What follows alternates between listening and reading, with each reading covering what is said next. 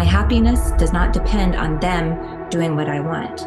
My love is here, my love is strong no matter what, and I'm happy because of that. Focus on what matters, which is your inner character and what you are able to offer to the world. Don't get distracted by everything else that's going on around you.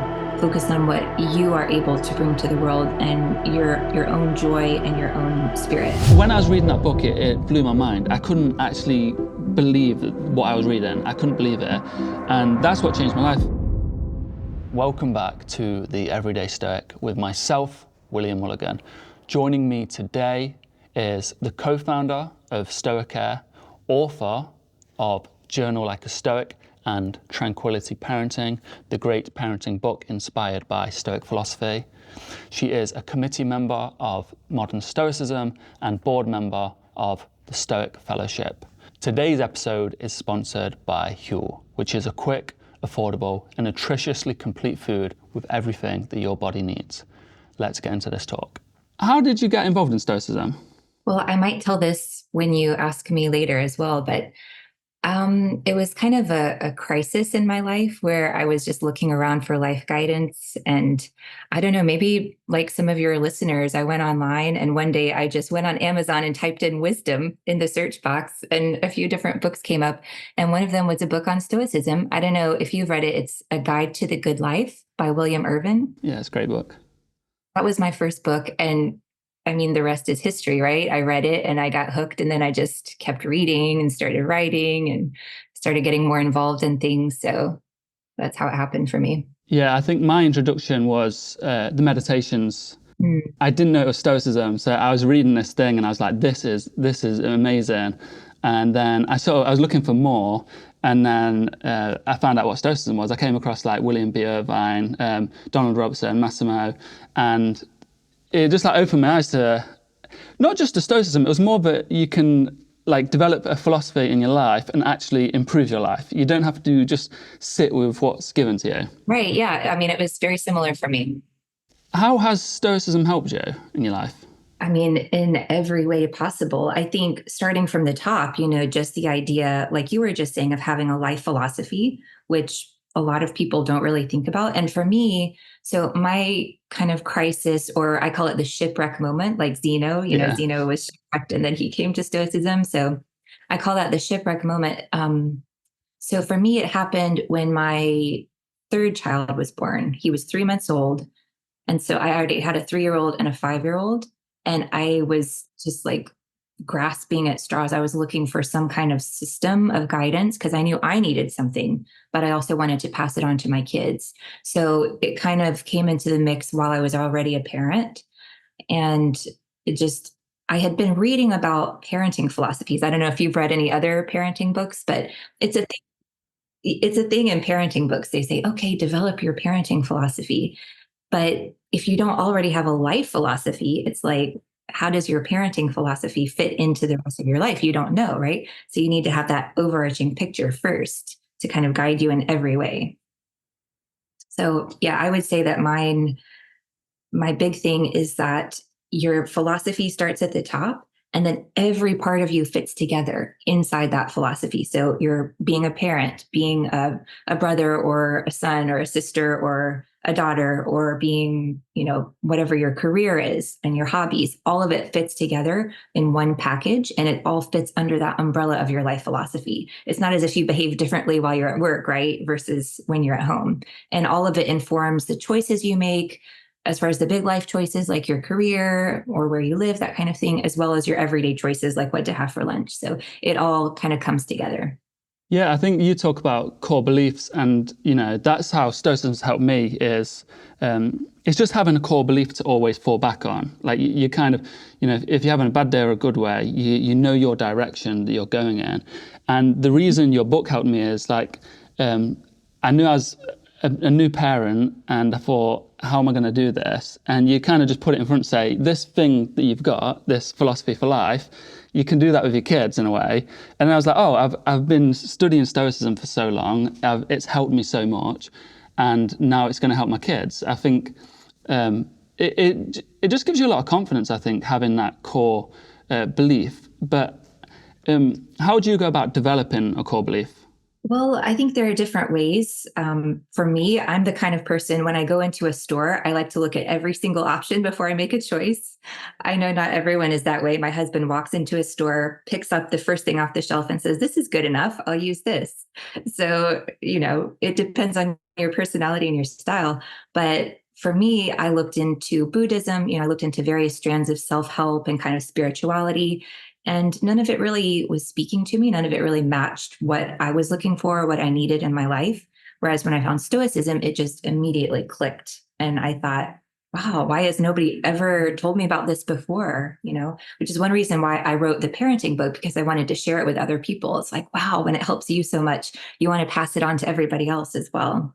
Yeah, your introduction to Stoicism, because my introduction was kind of for I guess the wrong reason, the misconception of Stoicism, that it will make me like strong. Because at that point in my life, I kind of that's what I thought I needed, is like to just get my head down, be emotionless, get on with it. And then, it didn't take me too long to realize, like, wow, that's completely not Stoicism. And Stoicism is this beautiful philosophy that is about, I guess it's about everyone, bringing everyone together in a way and being a good person, not just for yourself. But yeah, that misconception is going around. I'd like to hear what you think of that misconception, or if you was kind of introduced in that same light and you thought, oh, this is what Stoicism is, or was you just straight away got it? Yeah, I did not go through that route. I went through a different route because I was already looking for wisdom and a system of guidance. But I do know that misconception is, it's very prevalent, it's very prominent. And, I think there's some benefit in staying strong, but it can be really dangerous if people are just suppressing their emotions, because eventually you're going to crack. If you just bury all your emotions inside, it's got to come out at some point, and it's probably not going to be in a good way. So, the way I look at Stoicism is that it helps you develop your system of values. So you know what's important in life and what isn't. So once you realize, hey, all these external things, it's nice to have money, but it's not a determinant of my happiness, right? I can be happy if I don't have money. So money and social status, these kinds of things, they're preferred indifference in Stoic terminology. So it's nice to have them. If you have them, great, super, but you're not going to damage your character, for example, to make more money, or you're not going to do something unethical in order to get these preferred indifference. It's just nice if you can get them, but they're not the determinant of a good life. So I think, keeping that in perspective, it really helps you to figure out where you want to go in life. And so to me, that's what Stoicism really does. It's that system of values. And once you grasp that, then the anger, the fear, those negative emotions, they just kind of melt away or fade away. So it's not that you're suppressing them. It's that you understand that those things don't really matter that much anymore. And you can just let all those things go that don't matter. Yeah, I like that. I kind of felt the same thing as like when I started focusing on, I guess, the positive or, gratitude and being present. I was no longer actively trying to suppress my, what people would call like my negative traits, anger. I wasn't working on those things. I was just looking towards the positive, focusing on gratitude and being present. And those things started to kind of just disappear, like you say, melt away.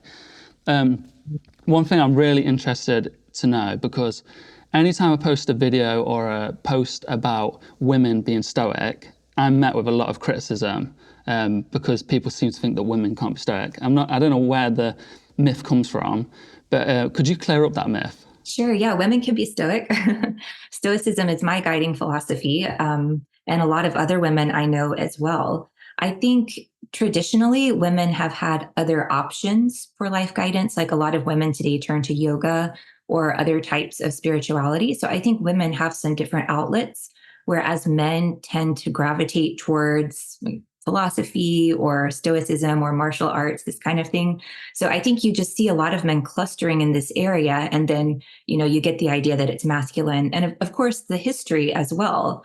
In the past, philosophy was only done by men. Women were not allowed to participate. Not that they didn't want to, not that it didn't apply to them, but in many cases, they were not allowed. And I will actually say that the Stoics were pioneers in ancient Rome as far as allowing women to kind of share in the community of reason, is the way you might say it. For example, Musonius Rufus, who was a philosopher and the teacher of Epictetus, he believed that women are completely capable of being virtuous, have the same rationality as men, which for ancient Rome was quite radical.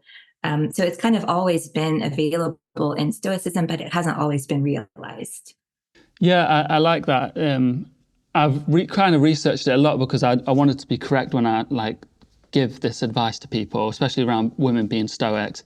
And you come across a few historical figures. Like off the top of my head, I can think of Portia Catanus and Fannia. I can't think of any more. But then if you look back, like you said, Musonius Rufus talks about women being Stoic, or saying it's good for women to seek virtue, just as it is for men to seek virtue. It's good to clear up that misconception, because the person that introduced me to philosophy and the most Stoic person I know is my mum. Although she doesn't know what Stoicism is, but she is like the perfect example of a Stoic. And I always love to mention that. I've wrote about that, but then people seem to criticize it for some reason. And I think it's down to the misconception of Stoicism. I agree. I'll just mention one other historical figure who was a woman, and that is Elizabeth Carter, who was actually the first person to translate the discourses of Epictetus into English. She was the first person, not just the first woman, but the first person to translate them. And this was back in the late 1700s. So it was quite radical for the time that she was a woman intellectual in London. But she was admired by Samuel Johnson, for example, and a lot of the men and women who were writing at the time. So I just wanted to mention that even going back to, the 18th century, women were interested in Stoicism and always have been.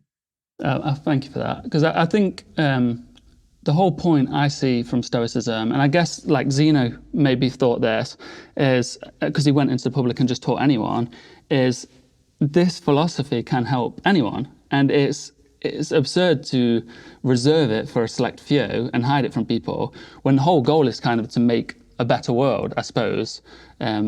So yeah, sharing it to more people is better. And that's what I'm doing with the Everyday Stoic. I try to share it in a more understandable way, because my background, nothing to do with philosophy. I didn't, when I was younger, if I looked at philosophy, I thought it was for super smart people and I would never understand this. But when I read the Meditations, I was like, this is really easy. This is what I'm seeing around me, but it's just in a different way. It's in this name called Stoicism. So yeah, it's good. I think it's good that it is for everyone. Absolutely. I think in your book you talk about if you believe you're injured, then you're injured. Can you explain that a little bit more? Right. So you'll hear Marcus Aurelius talking about this, also Epictetus. So we talk about this as far as your value judgments. So it kind of goes back to the ancient Stoic idea of impressions, how you take in information from the world. So you might see something that happens, but your body, your nervous system takes it in, your brain processes it. And a lot of times we will automatically add a judgment. This is good or this is bad when something happens to us. We don't even realize we're adding that judgment. So for example, if someone insults you, you automatically feel upset because you've interpreted that as an insult, as something bad. What the ancient Stoics say is that actually you are the one who's adding that opinion. It's not part of the world. The judgment that this is insulting and this is bad, that is not part of that event. That is your interpretation of that event. And if you change your interpretation, then you no longer have the emotion of anger that goes along with that. So someone insults you, if you decide that that insult doesn't matter, then you're not angry. You don't feel insulted. And Seneca actually compares it to a toddler. So, if a toddler comes and hits her mother or something like that, the mother's not angry because the toddler is just being a 2-year-old, and that's just what 2-year-olds do. So you can distinguish the event from the feeling of anger. If I'm able, when I'm hit by this person, if I'm able to not be angry, then when this person slaps me with an insult, then I can also not be angry. It's all about your interpretation. Yeah, and I think, especially on social media now, people are just interpreting anything to be an insult, because I guess things are quite polarized then. And I think I remember an actress saying, it's a bit of a different example of it, but she was saying if she insulted you in Spanish and you don't understand Spanish, then you wouldn't register the insult. So it's your understanding of it and interpretation that creates the insult, I suppose. I love that. Yep, that's exactly the same that the Stoics are saying. Do you know, well, I guess you do know a lot about like the concept of sympathia, because my interpretation of it is just that we're all part of this, to simplify it, we're all part of like a big, larger community, and being good in that community, being good yourself puts good out into the community, and, you know, being good to others brings good back to you. So it's like we're all connected in this cosmic community. That's the way I've simplified it. Yeah, that doesn't play a big role in my interpretation of Stoicism, I would say. I tend to think more in terms of maybe cosmopolitanism is the term I would use, which is kind of referring to something similar, but we're all part of the same picture, right? We're all part of the same cosmos. And what one person does impacts everything else, right? We're all interconnected and interdependent. And for that reason, one person is not more important than another. We tend to kind of get kind of self-centered and get really concerned and focused on our own lives and how things impact us. But if, for example, you kind of step outside of that picture and take the view from above, for example, like you're looking down from a mountain and suddenly your own little problems don't seem as big and important, right? They're just one part of everything else that's going on. So you might see 1,000 other people who are dealing with the exact same problem that you are.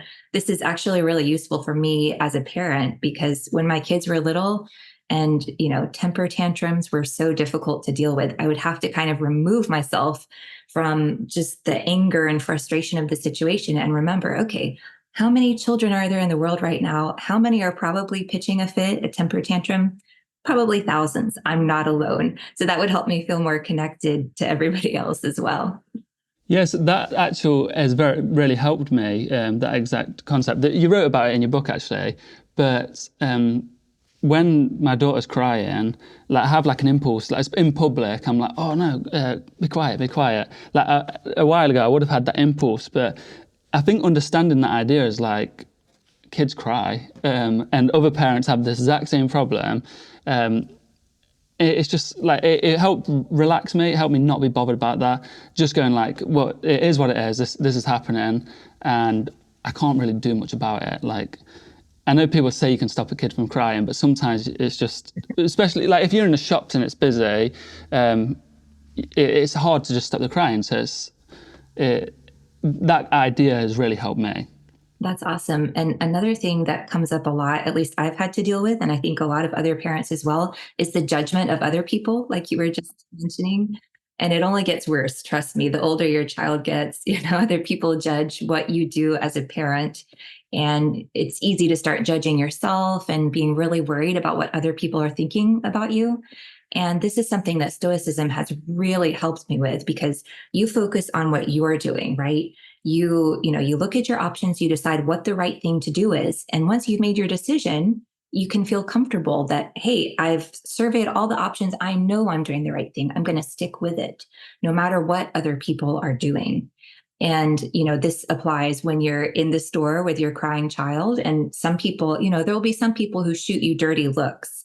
And I always try to remember that those people are not, you know, I don't have to get upset by what those people think about me. They're not being very nice. So who cares what, an unfriendly person is thinking about my child? It totally doesn't matter.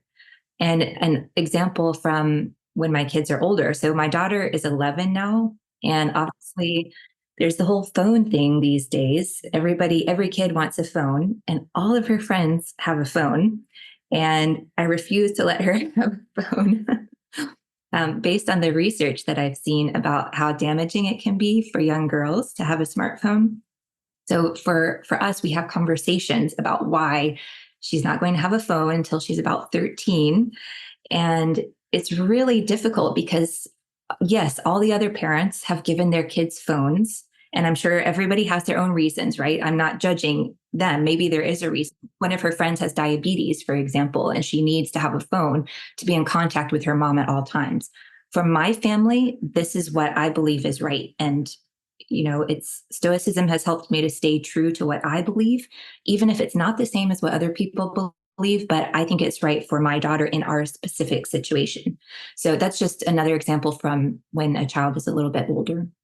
Yeah, and I suppose it's like you're doing what's right for you and your daughter. And I think a lot of times people allow judgment of others to sort of steal their what they think is right. They steal it from them. People don't do what's right for them because they're worried about others' judgments, or even like, this is the harm I see in social media, is people are trying to impress others or just appear happy and successful rather than actually focusing on being happy and successful. So this perception, like this idea of what people think of you, is allowing you allow that to dictate your life, and I think ruin your life. And that's going back to the core principles of Stoicism, like just having the very basics. Like if that's all you have is like sort of just virtue, and you kind of follow that as your guiding principle, I think that helps you sometimes when you're being judged, or people have got other ideas. They're saying you need to do this, you need to do this, and you go, does that line up with this? And you say no. You kind of have to go, well, no, this is what I'm following. I think you wrote in your book actually about putting expectations on others allows them to control you. I think you said about your daughter, if you put an expectation of them doing something, so you want them to be a certain way or do a certain thing, and then they don't do it, then it affects your emotions, because now you're let down when they've done nothing wrong. They just haven't lived up to this expectation in your head. Exactly. Yeah. And Marcus Aurelius uses the example of being a puppet pulled around on a string by whatever is happening external to you. And children are the perfect example of this, because you want your daughter to stop crying, or you want your son in kindergarten to learn to read, and he's determined not to. So, you're not actually controlling your child's body, right? That they are controlling that. You can influence, you cannot control. But once you kind of let go of the idea of control, you can think in terms of, okay, I'm responsible. I have authority over this child. They look up to me, and I can influence them, but I cannot control them. And that allows you, just that change in attitude allows you to focus on, okay, how can I be the best influence possible? I can't control, but what can I do? Can I be more encouraging? Can I set up the type of routine? Can I change the environment to encourage my kids to do what they want? And again, once you have done all you can do, you can let go of the outcome and say, all right, I did everything that I know to do. Now I'm not going to worry. I'm not going to feel guilty. I'm not going to allow those negative emotions to, ruin my relationship with my child. I'm going to let my child take it from here. So it is kind of putting trust in your child that he or she can, wants to live a good life and is capable of doing certain things. And I think your child responds to that too, to that level of respect that you're giving them. Yeah, I guess it's through, at least what that means to me a bit more is to be more of an example more than an authority. Like rather than saying, do this, it's like, I think like the quote, don't talk about what it is to be a good man, be a good man. And I guess that kind of is the same thing. It's not like telling your child what to do. It is, I'm doing this and it's a good example. And they might follow. And I think that's a way to be sort of a good role model just in life anyway, to other people, rather than you see people go online saying you need to do this or you're doing this wrong, bashing people. I think if you just live this way, I don't think people understand how powerful it is to be a good character. I've spoke about this a lot, is like there's some strangers that have passed in my life that have done an act of kindness or something really nice, and it's changed my life. 10 years later, I still think about this person or these people that have done these acts of kindness or just been a good role model. And it's so powerful. So that's something I want to always get across to people. It's like, if you just live in a good way, whatever that means to you, like I follow Stoicism, as I think it's a really good blueprint for a good way to live, then people see that and it shines through. I was just going to say it's even more so for your child, right? Because your child loves you so much and looks up to you, and they can detect a lot of our emotions, even if we're not saying our emotions. Our children are so attuned to us that they pick up on that. So absolutely, if you are able to model being calm in the face of, frustrations. And if you're able to help your child just through modeling that and your interactions, for example, with your partner, your interactions when you go to the grocery store and you're interacting with the cashier, your child picks up on all of that, whether you realize it or not. They're always watching you. And so absolutely, like you were saying with your mother, that she was your greatest role model. And I think that's true for everyone. Sometimes a parent can be a great role model. Sometimes they can be a negative example, but children are always so attuned to what their parents are doing. So yes, number one is to be a good role model. Yeah, I like that. How would you, and you've wrote about it, but how would you like sort of like my intentions is to sort of pass on the idea of living in accordance with nature. It's a very like I guess to a child that makes no sense. But how would you pass that on to a child, or like when would you pass it on? Yeah. So I usually don't talk about philosophy with my kids. Yeah. I mean, now my daughter's 11, so she's aware of kind of what I do in life, and they always ask questions. But if you start, lecturing your child about philosophy, they will just shut you out. They will tune out and you will not accomplish what you want. So for me, I find apart from being a good role model and, modeling your choices, like, okay, do we go shopping at the mall or do we go on a nature walk, right?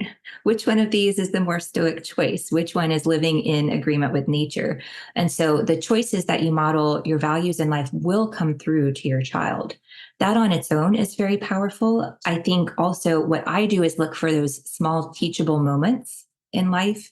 Your child comes home from school and they say, so and so called me stupid today, right? How do you respond? Do you get angry? Do you tell them, well, you call them stupid back or something like that? Or do you model a more stoic response and say, oh, well, how did you handle that?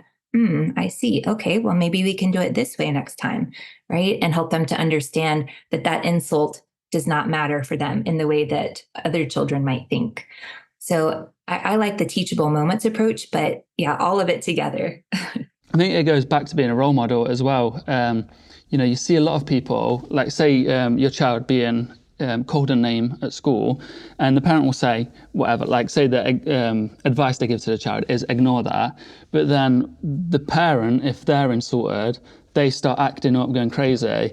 And I think this hypocrisy, kids are a lot more serious than everyone thinks, and they are more aware of things going on. And they're told one thing, then they see their parent reacting the opposite way. I might be wrong here, but I feel like children are more likely to follow the example of the parent rather than what the parent's saying. You are absolutely correct. That is what children will do. And they will, if they detect hypocrisy, then they will stop respecting the parent. So it is really important. If you believe in these principles and Stoic principles, you'd better live it, and kids will call you out. They will, the older they get, if I ever do something that's not in line with my virtues, my beliefs about virtue, then my kids will see that, and I don't want that. So that gives me another reason, just another layer of motivation to live this life that I want to live and be the kind of person that I want to be. Yeah, I really like that. I haven't thought about it like that way actually. It is a good motivation to, I get it with friends sometimes if I'm overreacting a bit. Maybe they're like, "Oh, it's not very stoic of you." Like they say it as a joke. It's very like simple stuff that's not that serious, and they're like, "Oh, not very stoic of you." And I think that's kind of right with a child. If I'm trying to say like you need to live like a stoic life, and I'm not reacting in any way, it just falls apart, I guess. You wrote about in your book about the premeditation of troubles and evils that lay ahead. Like you expect to meet these problems. I think Epictetus talks about when you go to the public baths, expect to meet rude people, people will shove you, people will splash you. And personally for me, that's just been huge in life. Like it's really helped me because you go on public transport or throughout life, and I expect I'm going to meet these problems, especially ones that you meet every day. Can you just explain that concept a bit more? Yeah, I think you did a great job explaining it. But as far as, everyday life with children, you can say, okay, when you wake up in the morning, say, today I might be shopping with my child and she pitches a fit in the store. Or for my, 11-year-old daughter, I can wake up and say, okay, I know my daughter really wants a phone. I need to prepare myself. How am I going to deal with this? If you are prepared in advance, and Seneca says this, if you're prepared in advance, then when it actually happens, it doesn't seem as bad because you were expecting it. You knew it was on the way and you're not surprised. Seneca says it's the element of surprise and shock that a lot of times trips us up and makes us respond in ways that we would prefer not to. And I found this to be true. I'm really bad with surprises, dealing with, those shocks. And so the more I'm able to prepare myself, and, you can't prepare for everything, right? But there are a lot of things, you might expect to meet with this colleague who you don't get along with. You might, you're going to Christmas with a family member that you don't see eye to eye with, that kind of thing. So you can prepare yourself in advance for a lot of things. And for the others, expect to be surprised, expect the unexpected. So try to adapt yourself to, to go with the flow, to roll with the punches, as they say, and just be able to cultivate a little bit of flexibility with your responses to other people, I think, because you never know what life is going to throw at you. Yeah, the way I see it sometimes is like you talk about a colleague or a boss or someone you meet every so often in public, or even like your bus is like occasionally late.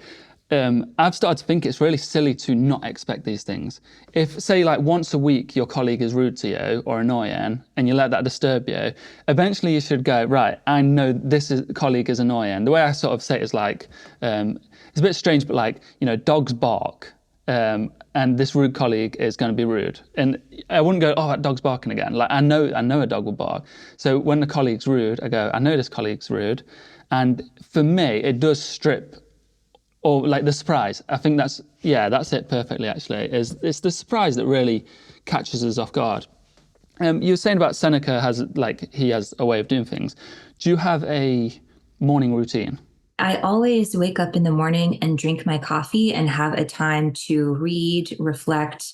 I do different things during that time. So sometimes I'm reading, the discourses. Sometimes I'm journaling. I wanted to show you, I don't know if you have read this book of mine. I haven't got around to reading it yet, no. So sometimes I journal. Sometimes I'm working on a philosophical essay for my Substack. So, I'm doing different things, but it's all related to Stoicism. And I find that the more you can just keep these concepts in your mind, the more you can pull them out when you need them throughout the day. So it's all about having them, top of mind first thing in the morning. Yeah, I think I have a copy. Well, I have all the Stoic books, but I have a copy of the Meditations that I've been reading because it was my introduction. I've had it for like 10 years now. And I read it pretty much every single day. If I'm in the gym, at home, anything. And it doesn't take much. I'll just read like half a page, or I'll take one little entry and I'll just be pulling it apart. And it just, something new stands out. The next time I read it, something new stands out. But I've got this like thing that once you start the journey, not just the Stoic journey, I'd say the philosophical journey, I think then when you head into life, anything sort of becomes a lesson. Totally agree. Yeah, it's all material for life. This is what Epictetus says, that it's the art of living. And so every single thing that happens to you becomes material for you to practice this art. So he compares it to a carpenter working in wood, for example, or a blacksmith, working on metal. So all of this is your life. This is your project for the rest of your life. So everything you do contributes to making this beautiful. So yeah, I love that way of looking at it. Yeah, I really like that example, actually. I think that's one thing I think pretty much I wish everyone could understand is, like if you're given this block of wood, you don't have to just accept that it's just a block and this is who you are, this is the life you live. I think once you understand, you can start to like shape this block, and it takes years, it takes a lot of hard work, a lot of understanding, a lot of changes, but you can start to shape it into something quite beautiful and something you actually want. Absolutely. Make it your own. Don't just copy what other people are doing. Carve it your own way. I hope you're enjoying the talk so far with Brittany Polat. Stick around because it gets even better, and we talk lots more about how to be a good person, how to be confident, and how to be a good parent, which I think being a good parent can transfer into every aspect of your life, towards being a good friend, towards being a good partner, being a good leader. So stick around. A quick word for today's sponsor, Huel. Huel is a quick, affordable, nutritiously complete food with everything that your body needs. On the topic of parenting, myself with a 5-month-old daughter, being a busy parent, trying to balance it with my writing, my filmmaking, and doing the podcasting now, and everything else that goes on in your day, Huel has been pivotal in all of that. Huel gives me the confidence when I'm on the go, when I'm busy. If I just grab one of their products, maybe it's one of their meals or one of their drinks, wherever I go, I know that I have something that is quick to use, it's practical, it's going to be tasty, and no matter where I am, instead of just like quickly nipping into a fast food place, getting some rubbish junk, I can grab my Huel meal and I'm getting all my nutrients, and even I'm getting my protein that I need for my workouts and to fuel my day. If you are interested in any Huel products, use my code. The link will be in the description below. I hope you enjoy. I would like to know, maybe you don't have a favorite, but who is your favorite Stoic? I do have a favorite, and it's Epictetus.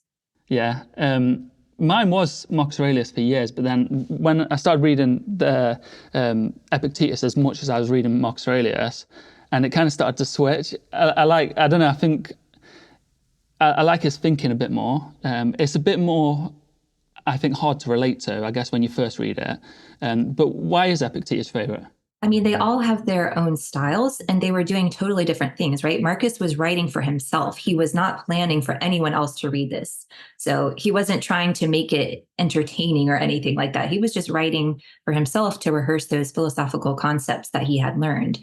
Whereas Epictetus is trying to be entertaining, right? He's a teacher, and he's an amazing teacher. I would so love to be in his ancient classroom, sitting there watching him, making fun of the arrogant students. And there were a lot of people. So he taught basically what we would think of as college students today, maybe late teenagers, early 20s, this kind of thing. But there were also prominent citizens of the Roman Empire who would come into his classroom and listen to his lectures. And so throughout the discourses, you see him talking to some of these government officials, like a grain inspector, for example, and talking to him about his family. So there's a variety of people that he's talking to, and he's just so witty and, self-deprecating. He makes fun of himself and his limp and things like this. So he must have just been an incredible teacher.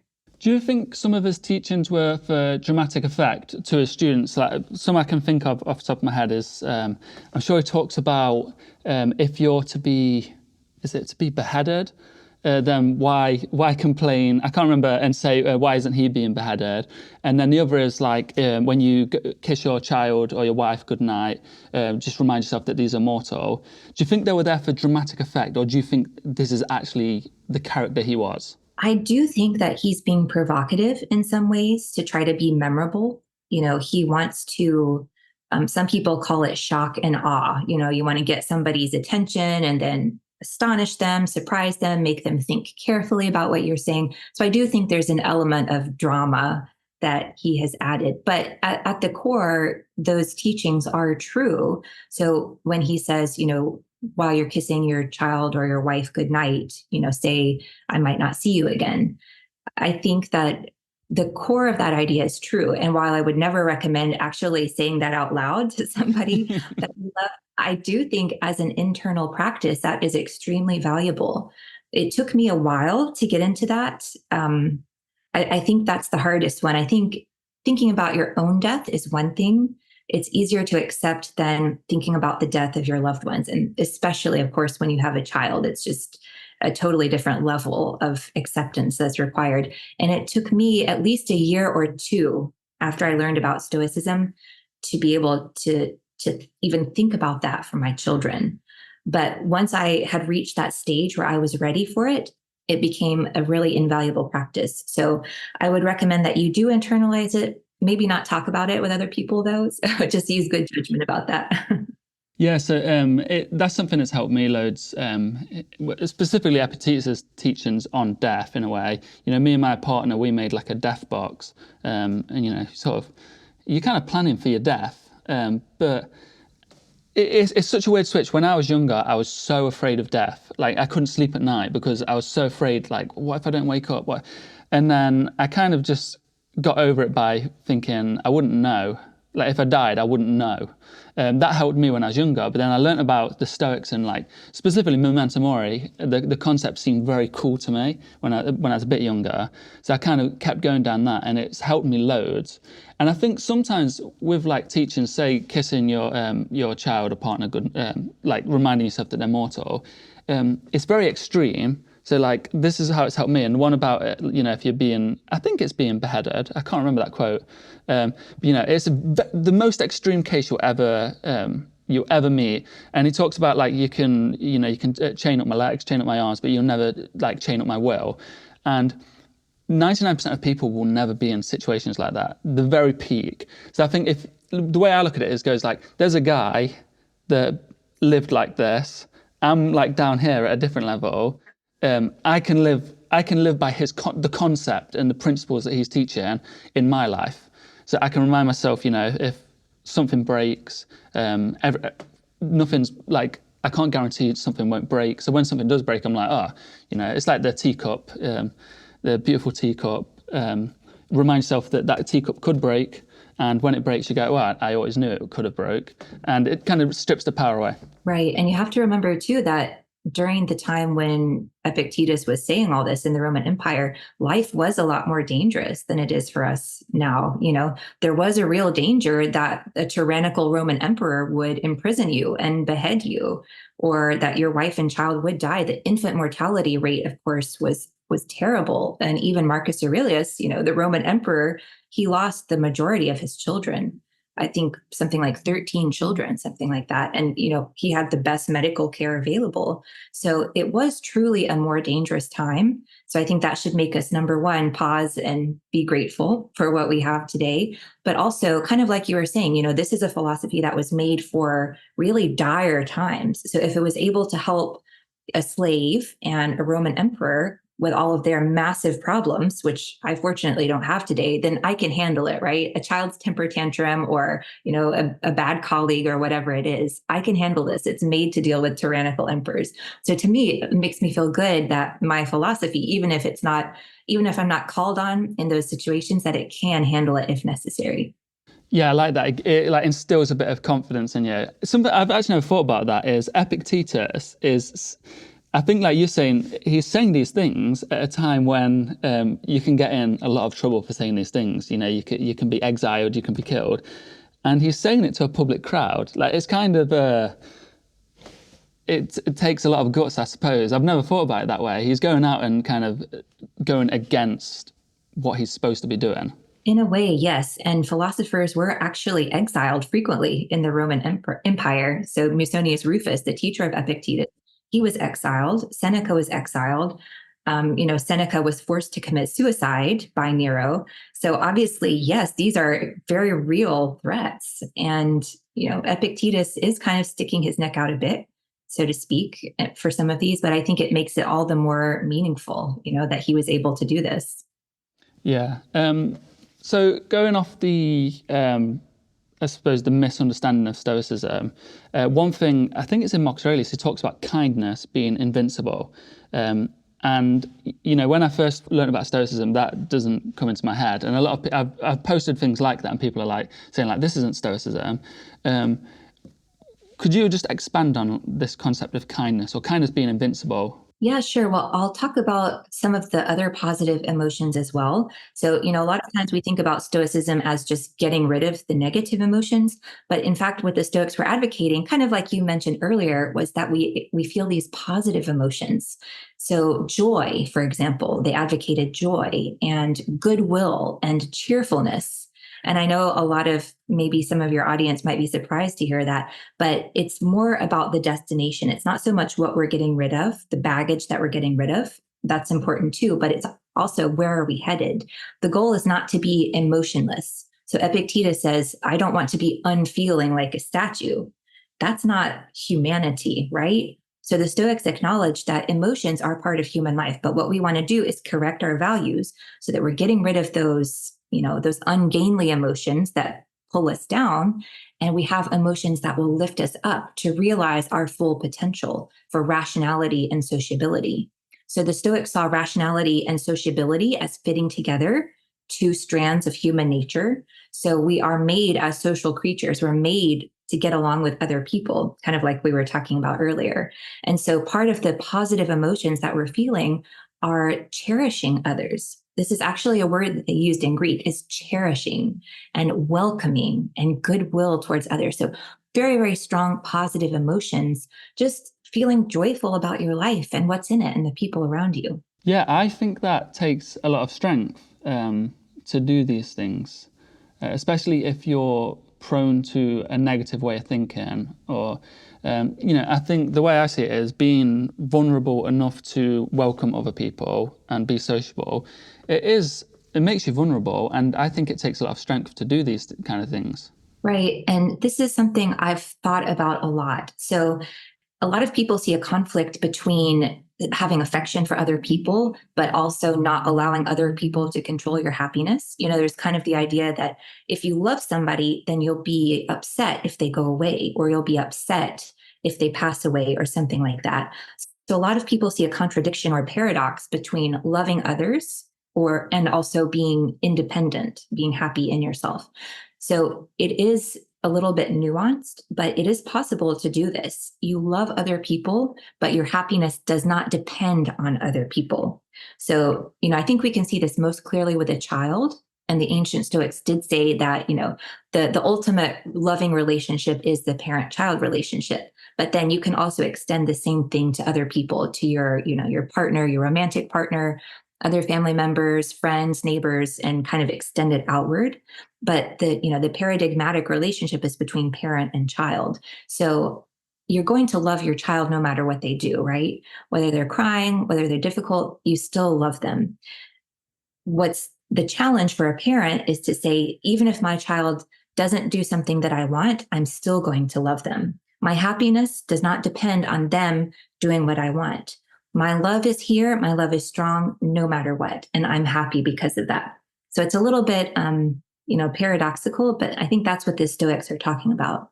Yeah, so that love, the parent-child love, that sort of relationship, do you think a goal would be to broaden that same sort of feeling you have towards them to kind of like your fellow man, and then to a broader sense? Yeah, so you're never going to have exactly the same level of love. Obviously, that's a special bond, the parent and child. And part of it is because you spend so much time together. You automatically have an opportunity to love the people that you spend time with. Someone that you don't know and will never meet, you can't love them because you don't know them. You've never spent time with them. So our challenge is to respect and care for other people, even if we don't have the same level of strong connection with them. So, for example, your neighbor who lives across the street, who you might see once a week passing in the street, you might say hello, right? You're not going to love that person to the same extent that you love your child or your partner, but you can still understand that they are worthy of respect, and that your actions should not, be against them, that you should not infringe on their right to personhood, or however you want to say it. But they're still a valuable person, even if they're not a close part of your life, but they're still worthy of having the same, the same respect that you and your family members are. So we don't privilege our inner circle, even though we automatically, we're going to love them more, but we understand that every person on earth basically has the same level of respect and worth. Yeah, I tried to, I guess, hold that principle. This is before I had a daughter, but like hold the principle of treating strangers the way I treat someone I love. And obviously, the feeling isn't there, but the principle was there. So it was quite amazing actually how it worked with me. Is that there was people in my life, like the security guard at the local shop. He seemed really rude. He seemed like he didn't like me. And then I decided this idea of treating people like someone I love. And every day I'd smile, say morning, and he remained rude. And then one day, out of the blue, he was the friendliest man ever. And I realized his English wasn't very good. So he probably was just avoiding speaking to me because his English wasn't very good. And, if I just carried down the path of thinking this guy's rude, I would have never understood that he's actually a nice person. And just holding that belief, and I always hold it.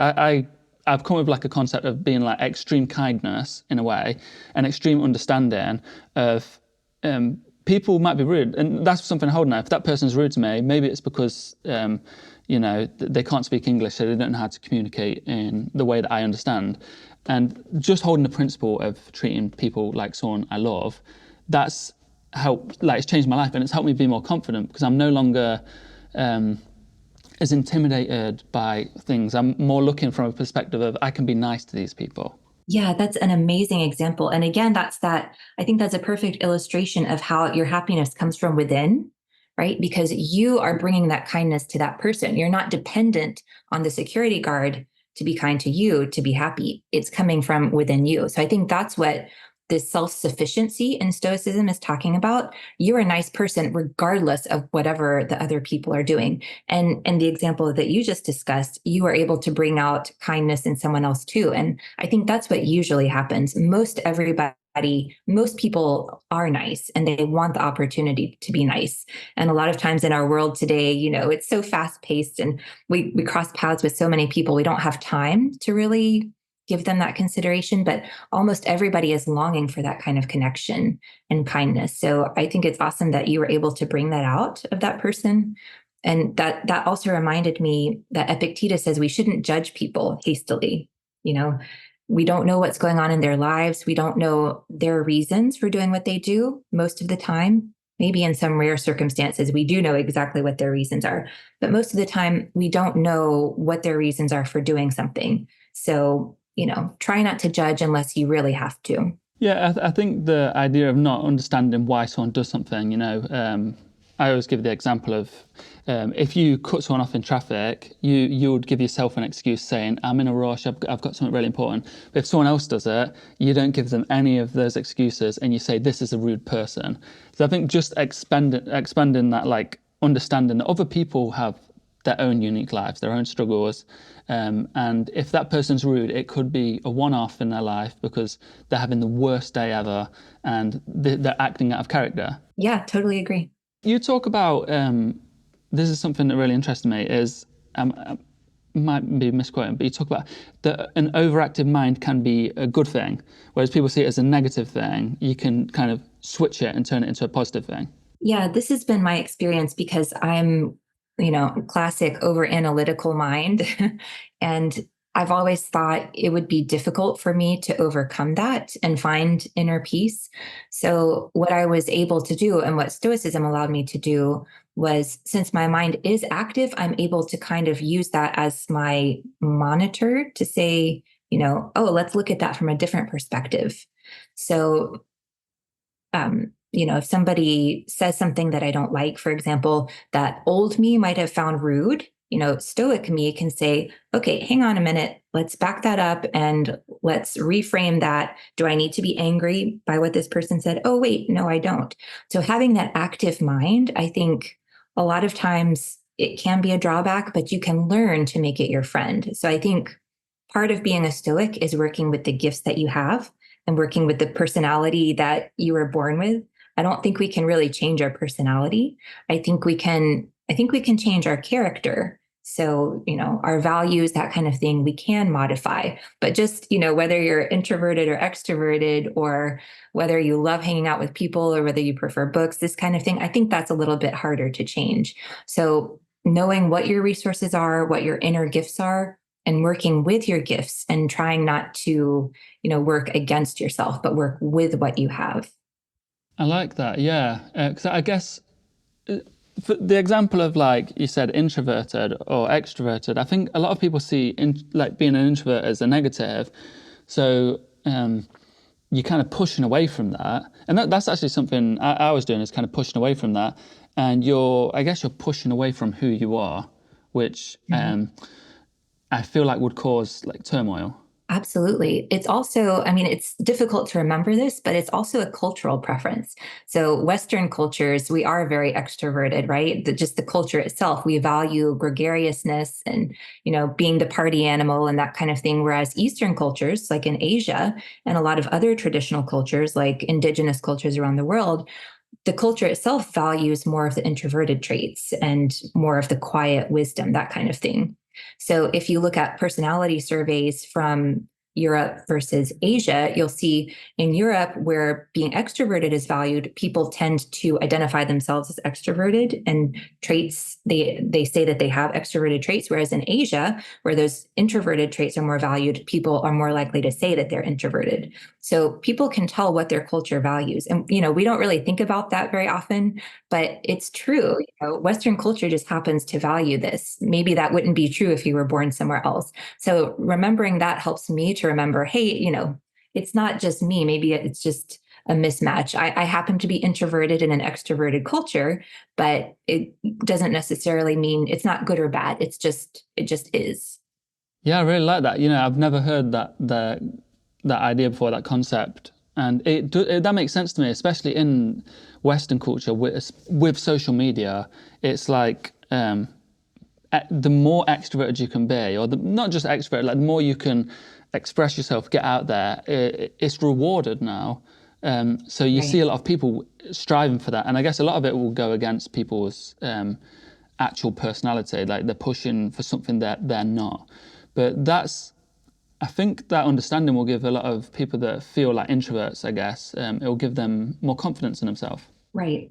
Again, taking away those value judgments like, oh, this is good or this is bad as much as possible. It just is. It's just something that's given, and it's something that you can work with, but you can work with it in a good or a bad way. Just like money, money can be used for great things. You can feed people at a soup kitchen, or it can be used for terrible things. You can start a nuclear war. So the thing itself is indifferent. It's what you do with it that matters. And I think it's the same with those inborn traits. So being introverted or extroverted itself doesn't matter. It's what you do with it. So if you're an introvert and you're ashamed of that, you're not going to be able to bring your gifts to light and share them with the world. But if you're able to find a way, think about what you can give to people by being who you are, I think that's the more valuable path. And that's not just me saying that. That goes all the way back to Seneca. Seneca identified that some people are, they're great writers, whereas some people are great speakers. So he said, figure out which one is you and then go down that path. Don't try to be something you're not. So would you say that falls under the idea of amor fati? Like, you've been given, like, say, God's made you an introvert, or nature's made you an introvert, and you've been born this way, accepting your fate. That's something I've never thought about it that way. I normally think of it as like externals, like something bad happens, accept your fate, it's happened, and make the best of it. But would you say that being an introvert, I guess, is your fate? Absolutely. Yeah. I mean, it is malleable to a certain extent. Like if you're born in an extroverted culture, you're more likely to be extroverted. So some people, nobody is 100% introvert or 100% extrovert. It's situational to a certain extent, but we definitely have inborn preferences. It's so funny because I'm very introverted. My husband is the most outgoing extroverted person I know. It's always the case. Yeah, it's so interesting, isn't it? But it's just, and we have similar values. So that's why we have a strong partnership, because, we want the same things in life. We value taking care of our family, being good people, this kind of thing. But our expression of it is completely different. So he hates reading and I read every day, So I think either it doesn't really matter which one you are, as long as you figure out how to share those gifts in a good way. Yeah, that's great. I like that. I guess if you have those core beliefs as well that I was talking about at the start, if you have them and you kind of just follow them and you do it your way, it's always going to go in a good direction, I suppose. Or not a good direction. It's going in the direction of, if your core beliefs are virtue and in accordance with nature, that's sort of the direction you work towards, I suppose.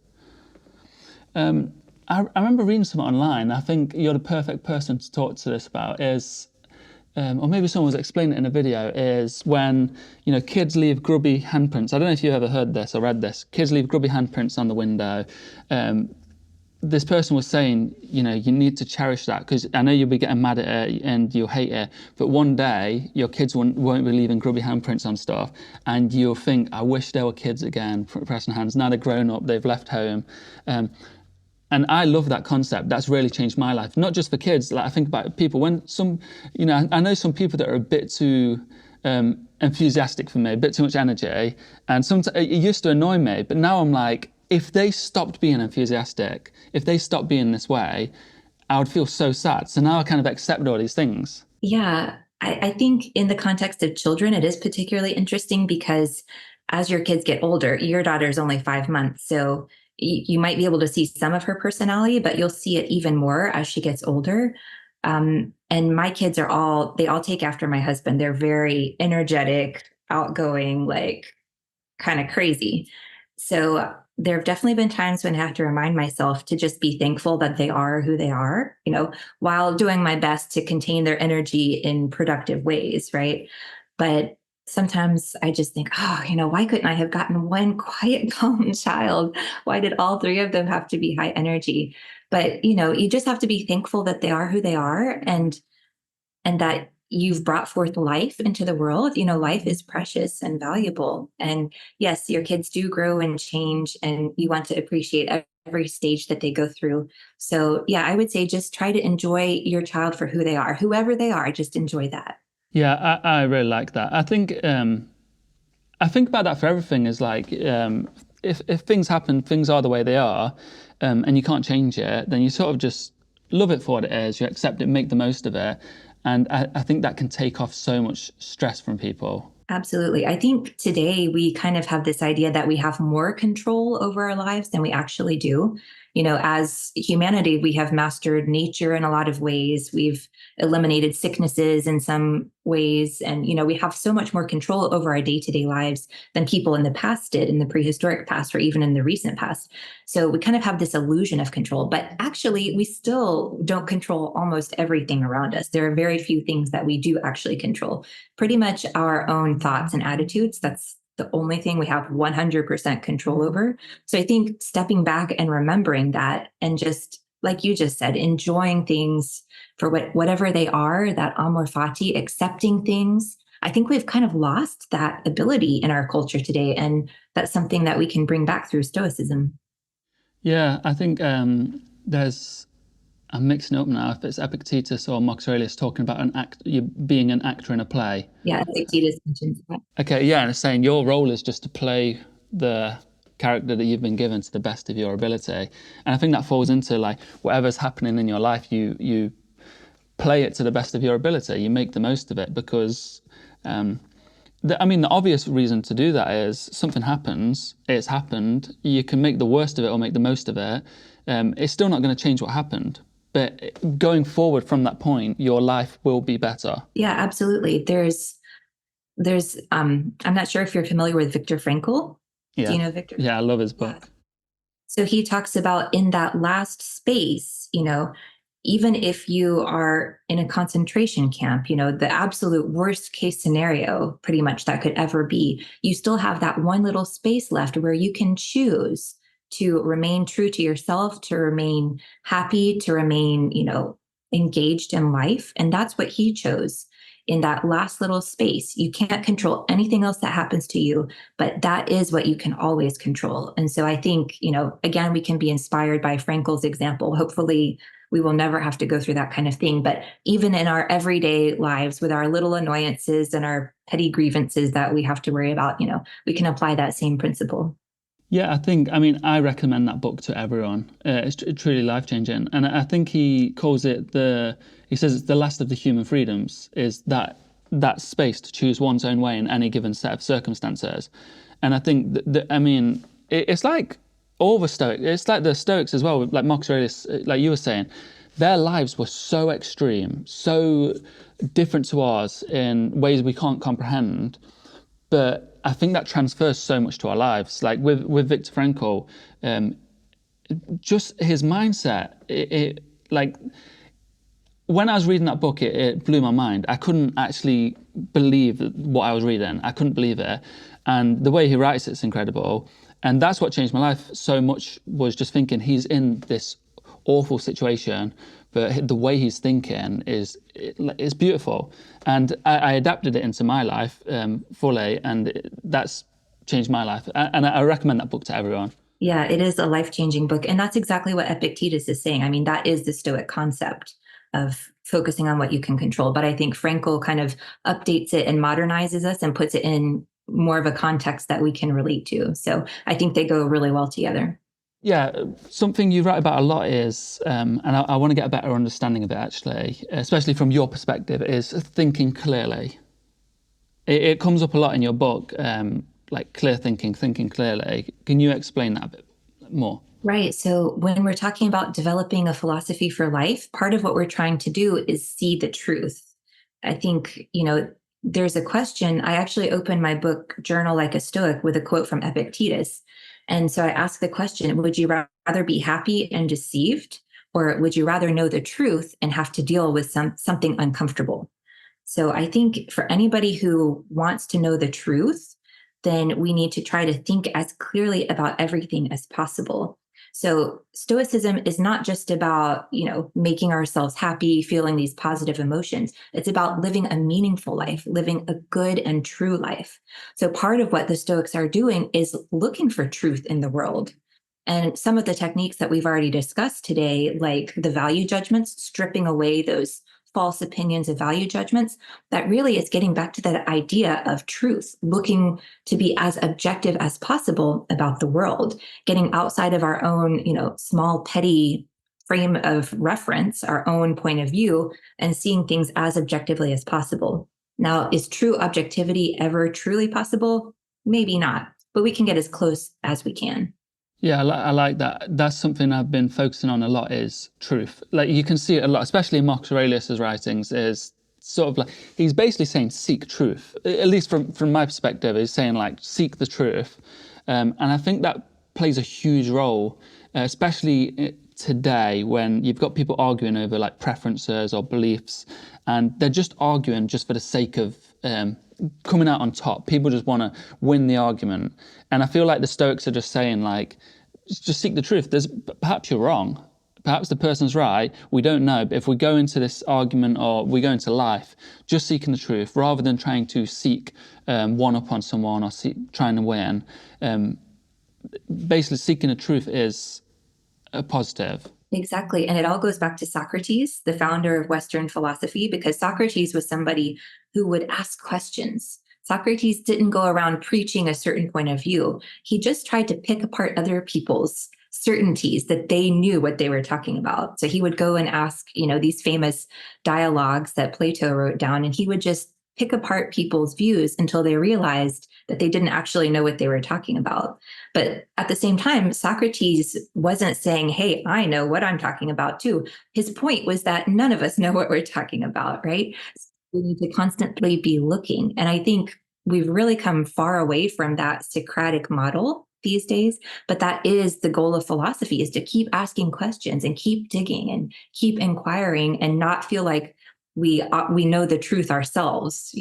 If you are 100% certain that you're right, then you're probably not right. You need to keep looking and keep digging a little bit deeper. Do you think that, I guess, also is self-reflection? Absolutely, self-awareness. And one thing that Epictetus says is, some of his students would be saying that they knew more than other people. And he said, why don't you ask yourself, hey, if all these other people around me are confused, then why am I so sure that I know better than them? I'm probably just as confused as them, right?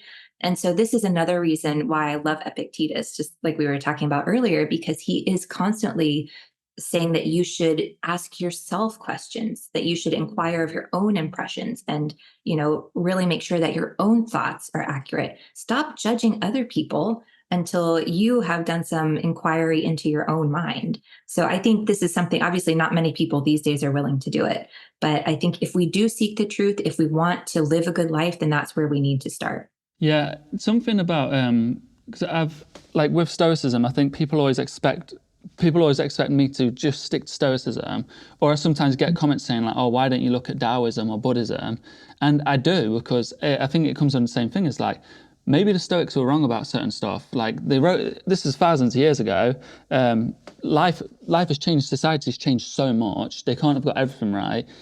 So when I'm reading it, I understand some things maybe, although I actually don't think it's outdated. I think it's so applicable to life. But I hold the understanding that they could be wrong, and there is other avenues. Like I love Taoism; it's helped me so much, and it's kind of some things are in line with Stoicism, but I think just having the openness that you don't have to be so rigid. I totally agree. And I don't know if you've looked into Confucianism, but Confucianism is actually pretty close to Stoicism in a lot of ways. So I think a lot of the different wisdom traditions of the world are, leading in the same direction. They just have kind of different ways of going about it. But I think a lot of them are in alignment on a lot of the core issues. And absolutely, I mean, philosophy is different from religion because, it's not like a revealed text where people are saying you have to believe this one thing just because somebody said this, right? It's always a spirit of inquiry. Again, going back to Socrates, the founder of Western philosophy, this is what he said, we should always be asking questions. So I think philosophy is different from like a more of a religion because you are encouraged to always be finding things out for yourself, not necessarily sticking to the path that somebody else developed. Yeah, I really like that. Yeah, I agree. Last question, because it's almost out of time, is being present. I think it's I feel like it's one of the most important principles in Stoicism is just being present. That's what when I'm reading like the Stoics, I get that idea a lot, and it's something that's helped me a lot, and it's something I feel like helps a lot of people. And it's not just Stoicism; you see it everywhere. What do you think is the importance of being present? Yeah, this is something I have to constantly work at. It doesn't come easily for me, but it is so important.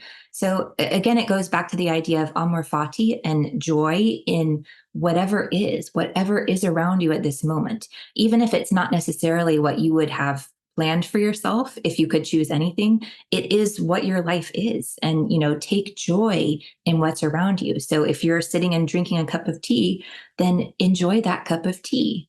Even if you wanted to be, sitting on a beach somewhere drinking a sangria, you enjoy your cup of tea in the rain, right? So whatever you are doing now, it becomes the most important thing for you to be doing instead of letting your mind wander to all the other possibilities or someone you saw on social media doing something, or maybe something that you would have been doing before you had kids. I know this was a struggle for me, giving up, traveling, for example, after I had my kids and things like that. So not letting your mind wander to all of the other thousands of things you could be doing, but focusing on, okay, now I'm doing laundry. Earlier today, I was just folding some laundry and thinking, okay, I'm really happy I'm folding laundry now because, it's important for me to have clean clothes for my family, even though, okay, nobody really likes doing laundry. But if we can just bring to that spirit of awareness and focusing on the present moment, it becomes less of a chore and more of something that has meaning. It's a meaningful experience.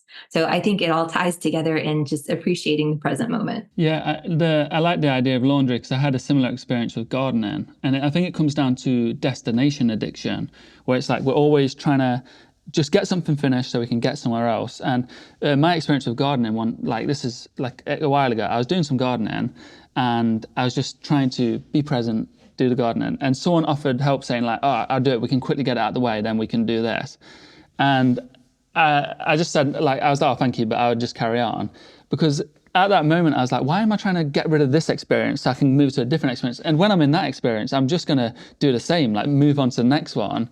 And I feel like everyone's just kind of jumping to, especially with like school, you go from school to college to this, to this, to this. And where are we actually going? Right. You're just getting closer to death is all you're doing, really. Yeah. And like the Stoics say, death is just around the corner in a sense, or it could be just around the corner. So we're trying to get somewhere and we don't know if this could be our last day. And I just love the idea of I can't remember, you said making what you're doing right now the most important thing in your life.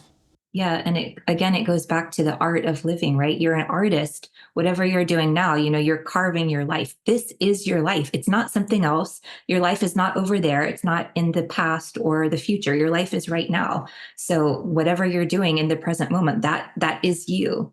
So yeah, it's very, very hard to do. And this is something I have to constantly remind myself to do, but I think it is so important. Okay, great. So last thing, just to wrap this up, so if someone was to take this away, some sort of philosophy for their life, what is your life philosophy? If you could sum it up.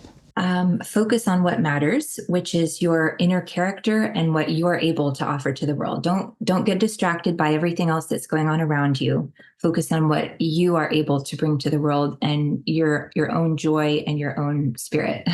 I really enjoyed this talk with Brittany, especially being a new parent, being a new father. I was very interested to ask her questions. Her book, Tranquility Parenting, it's something I read in preparation of my daughter, and it helped me a lot. I really recommend that book to new parents, expecting parents, or just parents in general. I think it can be helpful, but also people in general. All these teachings about being a good parent in Tranquility Parenting, I think are so transferable in life, and they've helped me throughout my days. If you have any questions about today's talk, leave them in the comments and I'll answer the questions to the best of my ability. My book, The Everyday Stoic Simple Rules for a Good Life, is now available for pre-order in America and Canada. So the link will be below, and of course it's still available for pre-order in the UK.